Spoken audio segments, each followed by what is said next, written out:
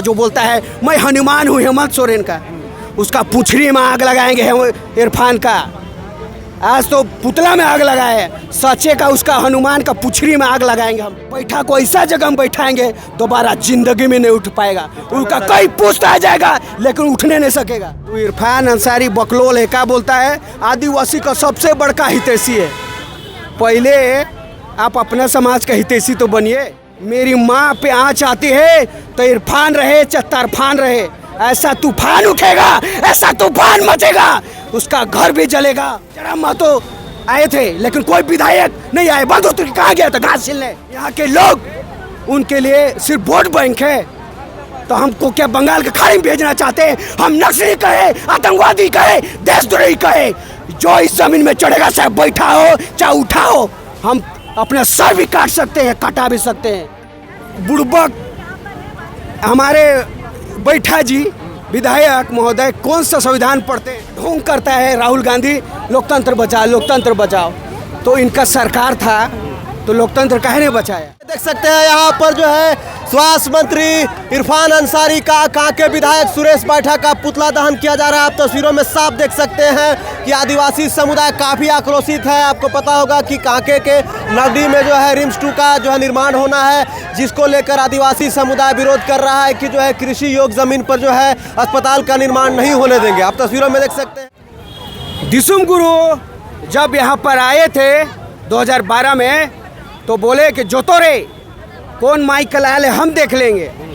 और अभी सुरेश बैठा जो गलती से हम लोग उठा दिए उसको, वो बोलता है कि कौन माइक का लाल है। इरफान अंसारी हमारे दिसुम गुरु के हमारे हेमंत जी जो कल्पना मैडम बोनेट में चढ़ के वोट मांगी, हमारा यही से बहुमत गया था नगरी से।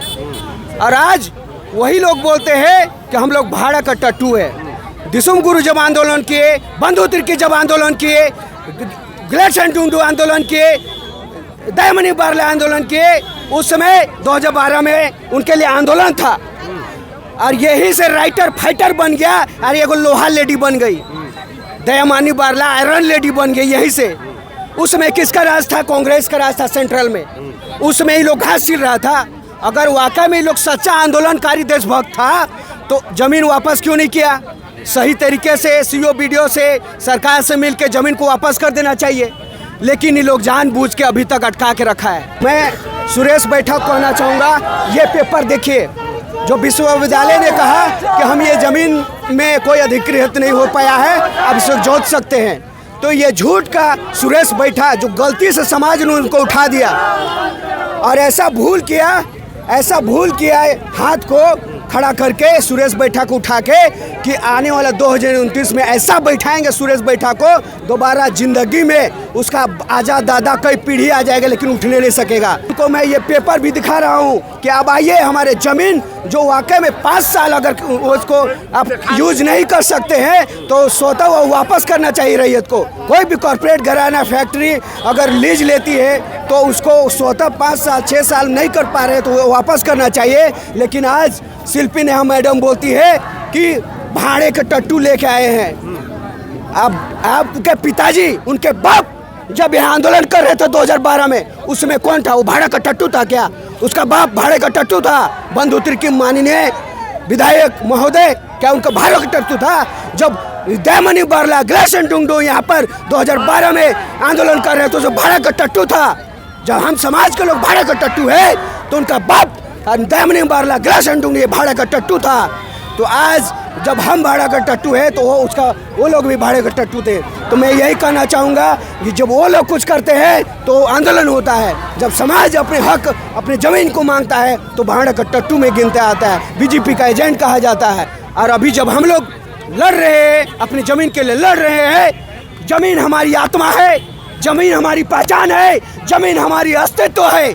और जो चाहे शिल्पी नेहा है, चाहे सुरेश बैठा है, चाहे राजेश कच्छप है, या 28 विधायक 56 विधायक 81 विधायक आ जाए, कोई माइक का लाल आ जाए, दिसुम गुरु का सपना था इस जगह में ये जमीन बचे। और यहाँ पर कि अन्नदाता जिसे भगवान का स्वरूप माना जाता है, यहाँ पर अन्नदाता का बसा के गए हैं। और दिसुम गुरु का सपना रहा है कि यहाँ पर ये जमीन बचे तो अगर उसके सपने के लिए हम किसी को काट भी सकते हैं और सर कटा भी सकते हैं, चाहे हेमंत सोरेन ना जाए, दिसुम गुरु का सपना को बचाने के लिए हम लोग अपना सर भी कलम कर सकते हैं और सर कलम भी कर सकते हैं, क्योंकि जमीन हमारी आत्मा है, जमीन हमारी प्राण है। अगर रोहतासगढ़ से भाग के यहाँ आए तो कल हम बंगाल खाड़ी में जाना पड़ेगा। यदि ये नालायक 81-28 विधायक आज कुछ नहीं बोल रहे, जरा महतो आए थे लेकिन कोई विधायक नहीं आए, बंधु कहाँ गया था घास छीलने। सभी विधायक का घर में देखा जाए तो करोड़ों का संपत्ति है, और जमीन जिस प्रकार हेमंत जी फंसे थे, यहाँ बोड़िया में जमीन लिया था, भुएरी जमीन, उसी प्रकार सब विधायक का घर में करोड़ों करोड़ का जमीन है। अगर एक एक विधायक का घर में छान मारा जाए सीबे तो ये 300 एकड़ बोल रहा है ना, ये 100-500 एकड़ मिल जाएगा। और तिवारी महोदय जो बोल रहे हैं मांडू में हमारे घर में आइए हम 1000 एकड़ देंगे, खूटी का बोल रहे हैं हमारे घर में आइए हम 500 देंगे, गुमला का बोल रहे हैं, कविता की बोल रहे हैं, हाँ सब बोल रहे हैं। तो ये बुड़बक हमारे बैठा जी विधायक महोदय कौन सा संविधान पढ़ते हैं? 5 साल यदि कोई जिस प्रकार हमारे राजेश कच्छप आंदोलन कर रहे थे HSC में, तो उन्होंने बोला था कि वापस करो, और हल लोग गया था जिसमें विधायक नहीं था, अभी विधायक बन गया तो हम लोग को बोलता है भाड़ा का टट्टू है। हम लोग भाड़ा का टट्टू है। अपने माँ के लिए हम सिरम टोली के में लड़े, 25-25 केस खाए अपने सरना जमीन को बचाने के लिए, हमारे कार्तिक बाबा का धरोहर बचाने के लिए। तो दिसुम गुरु जिन्होंने आज यहाँ पर आया, उनका आत्मा यहाँ पर बसती है, यहाँ की इस जमीन में उनकी आत्मा बसती है, और यहाँ के लोग उनके लिए सिर्फ वोट बैंक है। तो हमको क्या बंगाल के खाड़ी में भेजना चाहते हैं? हम नक्सली कहे, आतंकवादी कहे, देशद्रोही कहे, जो इस जमीन में चढ़ेगा चाहे बैठा हो चाहे उठा हो, हम अपना सर भी काट सकते हैं, कटा भी सकते हैं। और बैठा को ऐसा जगह में बैठाएंगे दोबारा जिंदगी में नहीं उठ पाएगा, उनका कई पुश्त आ जाएगा लेकिन उठने नहीं सकेगा। वो इरफान अंसारी बकलोल है, क्या बोलता है? आदिवासी का सबसे बड़का हितैषी है। पहले आप अपने समाज का हितैषी तो बनिए, आप जमताड़ा में बनाते। अगर प्यार रहता मुसलमानों से तो जमताड़ा में नहीं ले जाते, अपने विधानसभा क्षेत्र में मुस्लिम एरिया बहुत सारा है, वहाँ ले जाते। तो यहाँ आदिवासी को छाती में चढ़ के बोलता है हम आदिवासी का हितैषी है। मेरी माँ पे आँच आती है तो इरफान रहे चाहे तरफान रहे, ऐसा तूफान उठेगा, ऐसा तूफान मचेगा, उसका घर भी जलेगा और हेमंत सोरेन का भी आँच जाएगा। जो बोलता है मैं हनुमान हूँ हेमंत सोरेन का, उसका पुछड़ी में आग लगाएंगे इरफान का। आज तो पुतला में आग लगाए, सच्चे का उसका हनुमान का पुछड़ी में आग लगाएंगे हम लोग, और आँच जाएगा हेमंत तक। दिसुम गुरु का आत्मा यहाँ पर बसी है, इस जगह के लिए बालिंदा सर काट भी सकता है और कटा भी सकता है।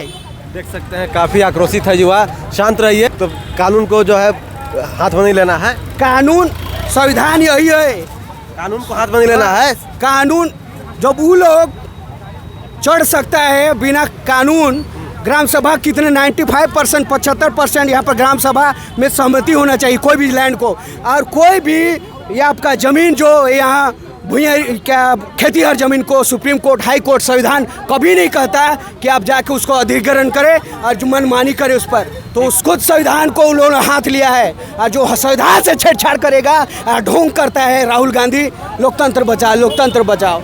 तो इनका सरकार था तो लोकतंत्र काहे नहीं बचाया? जहाँ रिम्स 2 का जहाँ निर्माण हो रहा है उस जमीन पर जो है भारी आंदोलन हुआ, लाखों के संख्या में आदिवासी समुदाय पहुँचे, जो है पुलिस ने भीड़ को तितर बितर करने के लिए आंसू गैस के गोले भी दागे, तमाम चीज़ें हुई। तो आदिवासी समुदाय काफ़ी आक्रोशित है। लेकिन दूसरे तरफ सत्ता पक्ष के जो लोग हैं, सत्ता पक्ष के विधायक हैं, स्वास्थ्य मंत्री है, उनका सीधे तौर पे कहना है कि हर हाल में जो है रिम्स 2 का निर्माण होगा और उसका नाम जो है बदलकर अब शिबू सोरेन कर दिया गया है। तो यहाँ पर स्वास्थ्य मंत्री इरफान अंसारी का, कांके विधायक सुरेश बैठा जी का और कुछ सत्ता पक्ष के विधायक लोग का पुतला दहन किया गया है। और देख लीजिए पुतला जो है किस प्रकार से राख में तब्दील हो गया, आप तस्वीरों में देख सकते हैं। तो ये इरफान अंसारी जी हैं, मतलब उनका पुतला था, माफ़ कीजिएगा, उनका पुतला था।